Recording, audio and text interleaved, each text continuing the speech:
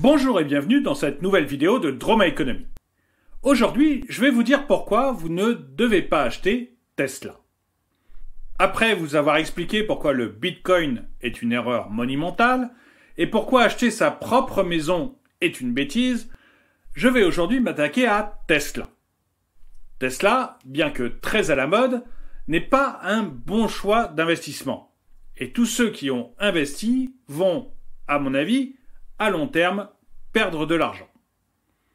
Aujourd'hui, Tesla se débrouille très bien et croît très rapidement. Par exemple, la dernière fois que j'ai regardé le prix de ses actions, il était 669 fois plus élevé qu'en décembre 2019. Et ça donne à son PER une valeur de 182,9. Et son prix vaut à peu près 15 fois son chiffre d'affaires. Pour rappel, le PER, c'est le prix de l'action par rapport au profit de l'entreprise.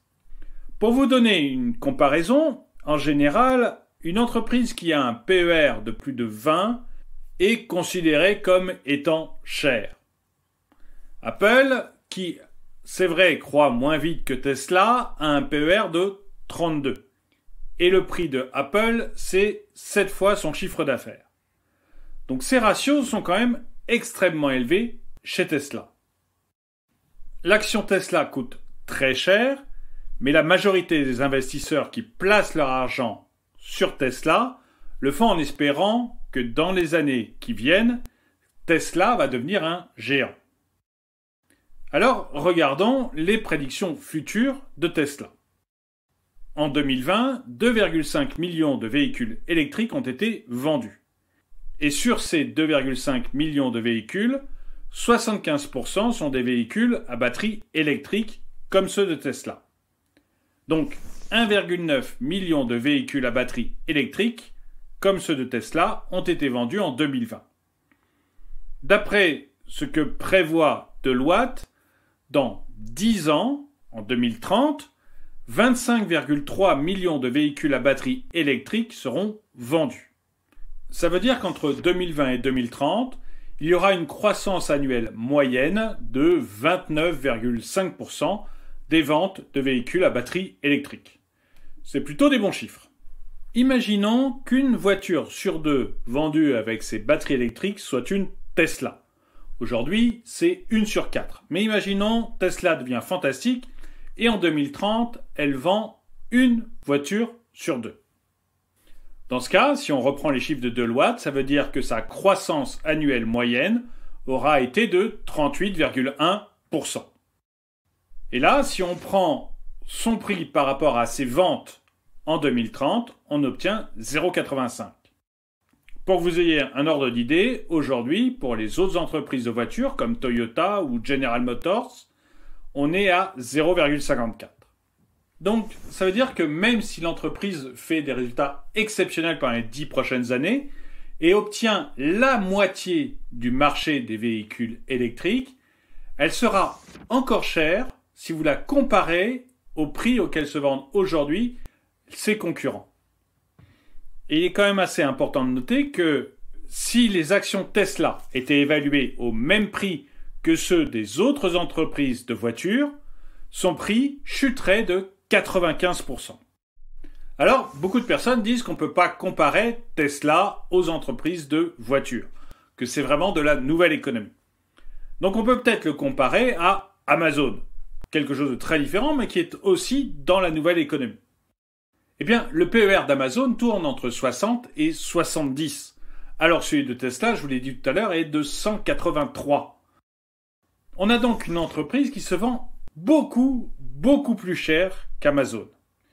Et Amazon, c'est structurellement une entreprise plus solide que Tesla. Parce qu'Amazon ne vend pas qu'un seul type de produit, il ne vend pas que des voitures. Avec Amazon, vous allez tout trouver, du stylo à moins d'€1, aux ordinateurs très chers et aux meubles très encombrants. Tesla n'a pas une telle gamme de produits. Et une voiture Tesla coûte cher. Du coup, Tesla aura beaucoup plus de difficultés à passer des crises économiques qu'Amazon. Donc cette surévaluation de Tesla par rapport à Amazon pose une véritable question. Et la probabilité que, en 10 ans, le prix d'une action Tesla baisse est quand même très élevé. D'autant plus si on considère qu'elle peut faire face à des risques extérieurs sur lesquels elle n'a aucun contrôle.